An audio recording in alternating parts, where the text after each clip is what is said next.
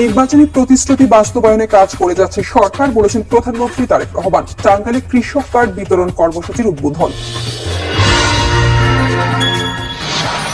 পহেলা বৈশাখ উপলক্ষে ঢাকা বিশ্ববিদ্যালয়ের চারুকলা থেকে বের করা হয় শোভাযাত্রা।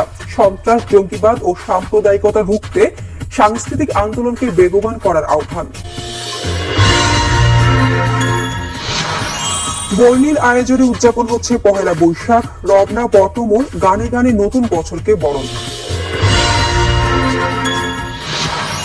বাংলা নববর্ষ উপলক্ষে দেশবাসীকে শুভেচ্ছা জানিয়েছেন রাষ্ট্রপতি মোহাম্মদ শাহাবুদ্দিন ও প্রধানমন্ত্রী তারেক রহমান। সবার সুখী ও সমৃদ্ধ জীবন কামনা। সারা দেশে বর্ণাঢ্য আয়োজনে উদযাপন হচ্ছে পহেলা বৈশাখ। কুষ্টিয়ার দৌলতপুরে পীর শামীম রেজা জাহাঙ্গীর হত্যাকাণ্ডের ঘটনায় অবশেষে 4 জনের নাম উল্লেখ সহ অজ্ঞাতনামা 200 জনকে আসামি করে মামলা দায়ের। তেহরান শান্তি চুক্তির জন্য যুক্তরাষ্ট্রের সঙ্গে আবারও যোগাযোগ করেছে বলে দাবি করেছেন মার্কিন প্রেসিডেন্ট ডোনাল্ড ট্রাম্প।